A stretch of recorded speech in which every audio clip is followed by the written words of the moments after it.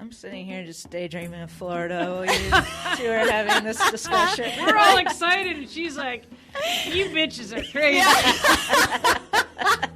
Right? Well, I'm like, I'm going to go fish for some snook down in Florida. Yeah, you're like, where's my shorts and t-shirt? And we're like, how many layers do we need to put on? Well, part of it is, it is hard. I mean, that's part of a sense of accomplishment when you do it, don't you think? Welcome to the Woman Angler and Adventurer podcast, inspiring real women with a passion for fishing and the outdoors to go get their adventure on. Now, here's your host, Angie Scott and Barb Carey. Hey everyone, thanks for joining us this week for episode 94 of the Woman Angler and Adventurer podcast. The temps may be dropping, but things are really starting to heat up here in Woman Angler and Adventurer land. Hopefully you've been catching our new 5 Minute Friday episodes that started a few weeks ago. We wanted to bring you some more content like tips, quick announcements, and other information that might not fit as well into our longer format Tuesday episodes, and also give you a little shot in the arm going into the weekend, hopefully giving you some additional inspiration to get outdoors. Another new development is our Insider Weekly, which just launched this past Sunday. We'll be sharing pro tips, featuring a woman of the week, great water to table or field to fork recipe ideas, and some extra bonus content. This week, the one that just came out on Sunday, we have a contest going on to win an autographed copy of Why Women Hunt by K.J. Houtman. That's a really nice hardcover book, great inspirational read, and jam-packed with amazing photography. You can get 4 additional entries just by completing a quick survey. So if you haven't signed up for the Insider Weekly yet, just go to podcast.thewomanangler.com/insider to sign up, or click the link below in the show notes. Finally, one last announcement before we jump into our fun conversation this week, which is with Leschishin. I had to redeem myself. You'll see what I'm talking about here in a minute. We're doing a soft launch of our Patreon page. Just go to patreon.com/thewomanangler. So many of you have asked what you can do to help us keep the show going. There's a lot of monthly expenses involved between podcast hosting, website hosting, editing software, equipment, travel expenses. I could go on and on. Unfortunately, the show won't be able to go on and on unless we start offsetting some of these expenses. So we've made it incredibly easy through Patreon. There's 4 different levels of support, anywhere from what we call the tip jar, where you can just pledge as little as $1 a month, all the way up to an executive producer level. It's pretty fun what you can get as part of one of these levels, so we hope you'll consider helping out in whatever way you can. All right, cozy up and get warm, and we hope you enjoy our conversation with Anna on ice.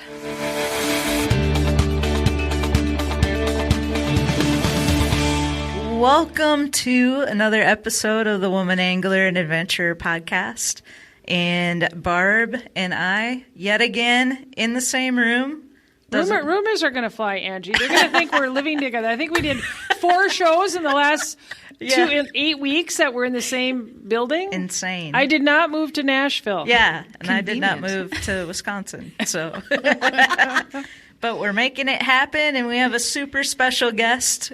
Someone we've been wanting to have on the show for quite some time, and had the opportunity where we're all 3 in person, which is awesome. So we have I'm going to have to edit that. I was trying to jump into your last name before saying your first name. All right, let me give this a try. We have Anna Leschishin. I still screwed it up. That was good. No, that was pretty good. Barb, that is not how I thought your name was pronounced. What I like is Anna on ice. Yes, that's where I know you from. That's the easier way of doing it, right? Yeah. You can just skim over my last name and just go straight to Anna. Anna on ice. Now, how did you get the Anna on ice name? My growing up, we used to ice fish a lot in central Minnesota with family friends. And that's when I became like obsessed with ice fishing. And our old friends, neighbors, like they, like Disney on Ice or whatever. I would be out there like as a kiddo and they'd be like, oh, it's like our own, ice fishing show. It's Anna on Ice. And it just stuck. So that's cool. Isn't Anna the character from Frozen as well? So now you probably get mixed up with that. I had my younger nieces when I could still kind of toy with them thinking that I was the real. I was like, that's me. Good one. Yeah. Well, did you start out freshwater fishing and got into ice fishing then? Yeah. So, my parents were transplants from Ohio to Minnesota. Okay. So my dad knew nothing about ice fishing whatsoever. And out of 4 kids, I was like the only one that had any interest. And he was like, we're cooped up and going crazy in the wintertime. So he and I kind of got to figure it out together. So that was really fun. And then I took it to a next level obsession to say the least. So yeah, Fred definitely, like he'd only grown up bass fishing. And so getting to chase other species that's so readily available to us in Minnesota was really cool. And growing up on Lake Superior, having that out the back door is not something that I complain about whatsoever. I felt super lucky to have that in my backyard growing up. Yeah. So, you're a young person with a passion for ice angling. Tell me about the transition because, everyone a lot of people have fishing goals and they end up getting a pro staff position. They end up working in the industry. What was your big, break, so to speak, that kind of launched you into the next level? Sure. Well, my whole goal was, I felt a little bit isolated in terms of like not having a lot of other female peers that were into what I was. And so I was kind of like either fishing like alone or just with family. And, somebody suggested starting up social media and they're like, oh, that's a great way to connect. Well, little did I know. And I started on Ice for just Instagram and I got a message from Kurt Walbeck at Outdoor Bound TV.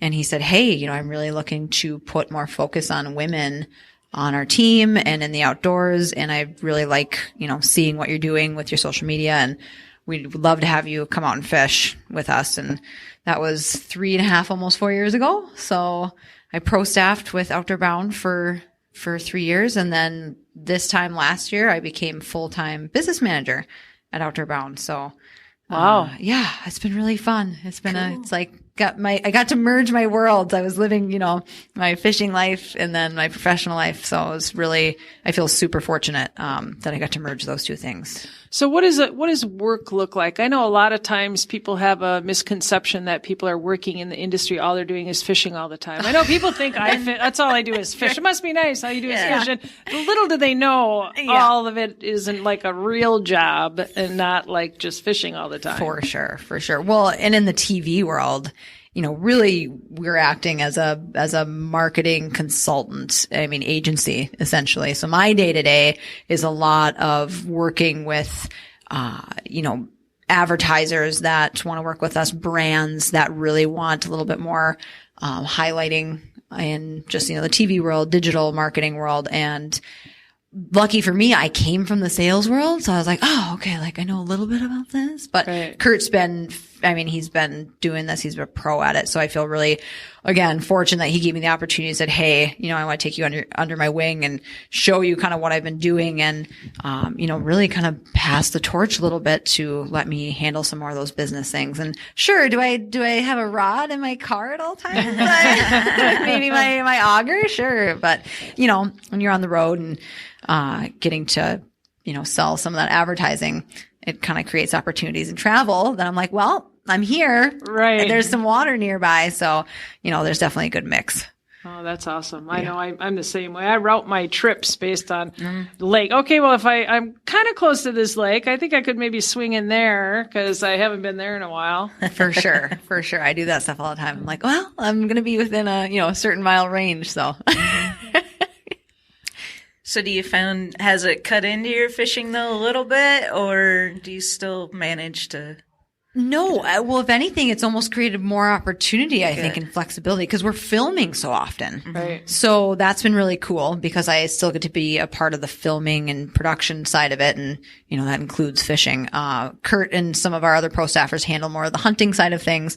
But yeah, I'm just, open water, ice fishing. Those are my bread and butter. So I really try to make sure that when we plan out our trip schedule, like I'm really making sure I can try to make as many of those trips as possible between the real work that needs to be done. So. Right.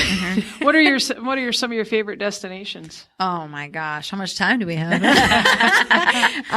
Well, I've been spending a lot of time in Manitoba, and that started last year. So Kurt's actually been going to Wekusko Falls Lodge for, I want to say probably 6 or 7 years. He'll probably correct me on that. But, so that was like my first like taste of northern Manitoba fishing. And I've been hooked ever since, literally and figuratively.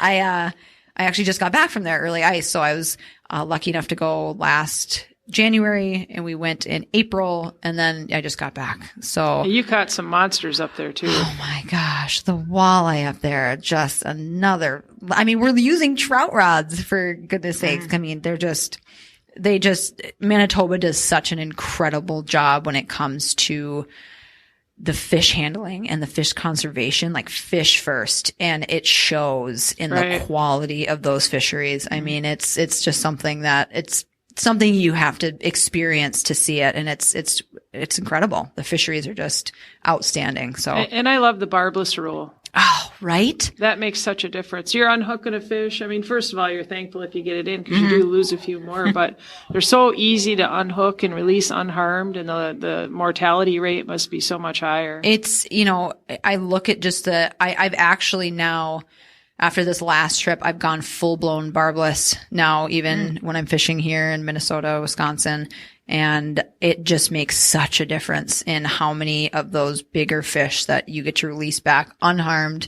Their survival rate goes way up. Right. And it's been that way forever there. So, Yeah. I mean, proof's in the pudding, long term. Well, then you don't have to keep your bait separate too. I know I had a whole bunch of rip and wraps. I think I was fishing on Winnipeg last year, and then I come home and I'm thinking, oh, okay, these don't have barbs on them. I could use them, but maybe I shouldn't. I gave that up. I'm just like, well, as long as I'm just that much more conscious about keeping tension in my line and not losing those fish.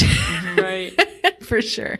That's cool. I know that when I was fishing Winnipeg last year, it's the first time that I ever had to drill through that much ice. We were fishing in 7 feet of water, and you're drilling through 5 feet of ice, and the fish are in the 2 feet of water that's left. It's just mind blowing. You have like an extension on top of an extension. Yeah. And you're basically using like a stepladder. Right. It's tough. People say, I talked to a bunch of other women, they said, oh, I really want to go to Winnipeg. I said, well, hire a guide, because I'm not leading a group of women there. I tell you, you need some big, strong people to be drilling that many holes. And it's such a run and gun fishery, 5 feet of ice. It's almost like, it's hard going. Yeah, for sure. And I'm hoping to get there, middle of January. And even then I'm like, okay, we're going to be dealing with some very thick ice. So I think we're going to try to do, I work with Nicole Stone a lot, and she and I are going to do a couple days guided just to get our, feet wet to, feel out how it is. And then we're going to do probably 3 days of do it ourselves. So, it's going to be a learning curve based on ice thickness, and our shoulders are probably going to be a little bit sore. But well, and you got to bring extra of everything, because something always breaks, because it's so cold. Yep. It's so wicked out. It's like, I'm sitting here just daydreaming of Florida while you two are having this discussion. we're all excited, and she's like, you bitches are crazy. Right? Well, I'm like, I'm going to go fish for some snook down in Florida. You're like, where's my shorts and t-shirt? And we're like, how many layers do we need to put on? Well, part of it is, it is hard. I mean, that's part of a sense of accomplishment when you do it, don't you think? I honestly, Barb, I get asked all the time, and you were the one that we all looked up to, as young women, getting out there and doing it. And I find that there's people are like, why do you like ice fishing so much? But it's half of that to me is the process, like getting out there, being independent, having, that it's a challenge. Like catching fish is a part of it, but like just being on the ice and getting to just do your whole setup and just be submerged totally in nature, and just, you're just in this really, really cool atmosphere. And half of the passion for me. I totally get it, and there's something about a sense of accomplishment that comes over you just to have survived, so to speak, Yes. Oh, we're not dead. Yeah. We didn't die. It's a successful day. Doesn't that sound like fun for those of you that have never done it before? Don't you just want to run out and go ice it? We're talking about the extreme of the For extreme, sure. where we're talking about up in Manitoba, but Right. it's not always, doesn't have to be that hard. It's just the intense freaks that love that kind of thing. I For think. sure. Well, it's, you get to bring people. I love bringing other, female anglers, whether they're experienced or not. It's like when you get those beautiful, like, bluebird days when there's no wind and it's like you can sit outside in a sweatshirt. Like people are like, okay, I get it. Like those are ideal days, of course. But the sense of camaraderie and accomplishment and just getting outside when everyone else is hunkered down for 9 months, it's kind of satisfying. Yeah, it is. And I like that there's not that many people out there because it's like a new frontier. Exactly. It's almost like being on the moon. The way you're walking, the way it sounds, the noises you hear, you don't hear that at any other place except on the frozen tundra. Exactly. And it's just take your breath away. Exactly. Yeah, there's an element of beauty in it all. Yeah. For sure. So let's switch over to open water. Oh, yeah. So kind of the same thing. Is it go in cycles? You just have destinations based on the time of year or? Definitely. Yeah. So we obviously, we go on different destination places just for filming. Nicole and I, we got to do another super cool trip up to Manitoba. We went to Baker's Narrow Lodge on Lake Athapapuskow. Well, say that again. Lake Athapapuskow. You practiced, I could Yeah. tell. Well, they all say Athapap. So I'm like, well, that's okay. I'll cheat and say shorten it, but and yeah, that's just a whole nother, lake trout of that magnitude at their fingertips is just like, oh man, it's incredible. I think I saw that lake trout show. Didn't some guy give a top secret tip or something?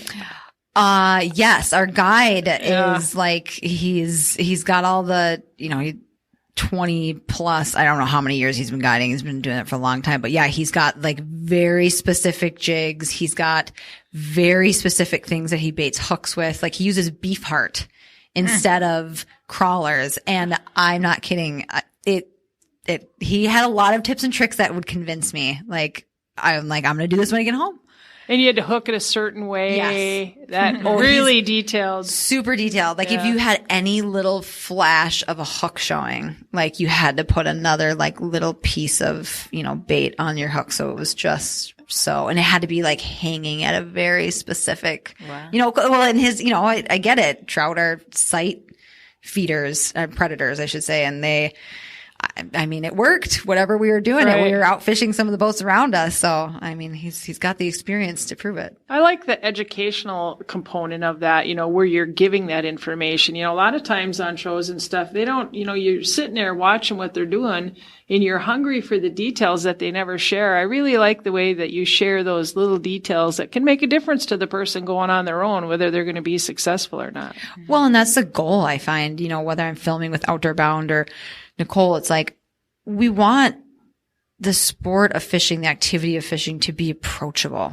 You don't have to have all the knowledge and tool. You can go and experience these incredible things with the help of guides, with the help of, people who have fished there before. And it's, you need it to be approachable. It can't just be this, wow, look at that amazing fishing. I'm probably never going to do that. We want to paint a totally different picture because it's totally attainable. Right. It's like our motto we say frequently, if she can do it, I can do it. Exactly. And that's one thing so great of seeing the female personalities on TV and in social media and stuff, because that's inspiring so many people that you may not even realize. Exactly. Mm-hmm. Yeah. It's been, and I find so much inspiration in so many other women that I see just of all skill levels. Like you just look at everyone's learning from each other and it's all like a big skill trade. And it's incredible. And it is. We've seen so many more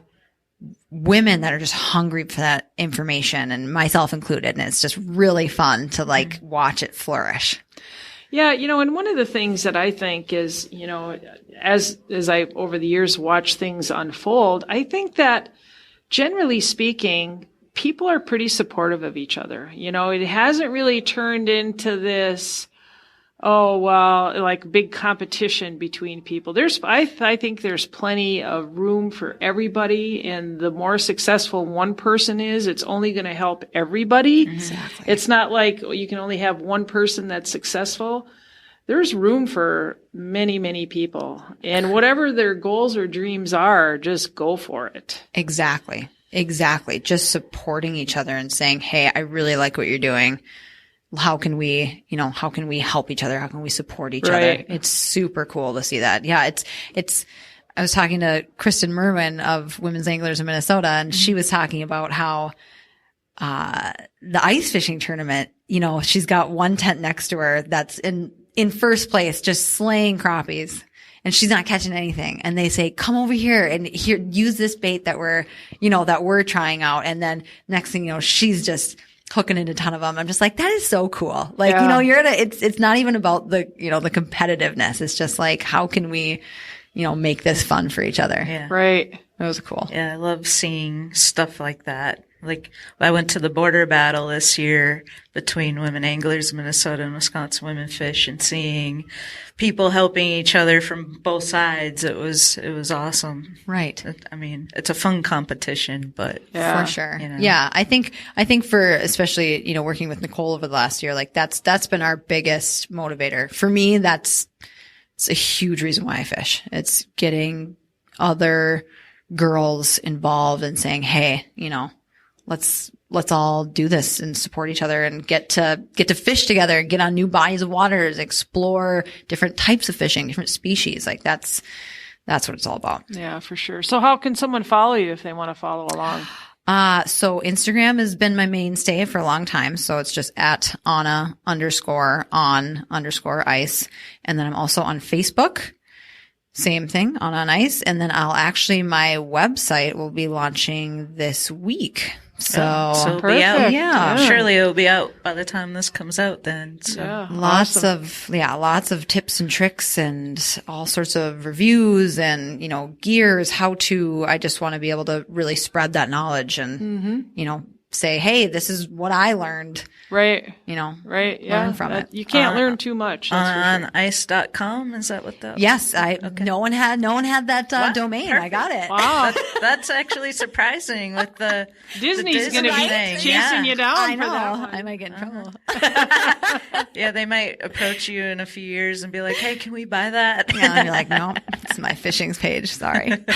So you talk about working with Nicole. Where are those videos mainly posted? So those are on YouTube. So right now those all live on Nicole Stone Outdoors channel. Okay. So all of her and I's collaborations, that's where all of those live. So eventually my YouTube, probably by the time this episode airs, my YouTube will be up and running too. And I'll have some, her and I we're going to syndicate a lot of each other's videos. So it'll be really fun to kind of have two channels that are, pumping out a lot of the same content. So her and I just have a blast working together. Great. So we're just looking forward to getting that much more entertaining content out there for everybody. That's cool. I know I've heard nothing but good things about it, and I enjoy what I've seen, and I wish you both the best of luck. Thank you. Yeah. Thanks for taking time to be on the show too. Thank you guys for having me. I just love what you guys are doing, and it's been so fun to listen and follow along every week. You guys are just... Yeah, a lot of interesting stories, things you wouldn't think of, Yeah. I mean, I think our guests are fascinating, like you are, and I appreciate you being on.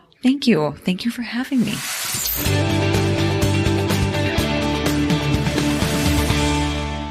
Thanks for tuning in to another fun episode, and we've got so much more to come that we can't wait to share with you all. Quick reminder to sign up for our Insider Weekly at podcast.thewomanangler.com/insider, and also check out our Patreon page, patreon.com/thewomanangler. Links to both of those are in the show notes for this episode, as well as where you can find out about our guest from this week, Anna on Ice. Everything can actually be found at thewomanangler.com/94. So if you forget everything I just said and make it easy on yourself, just go there. See you Friday.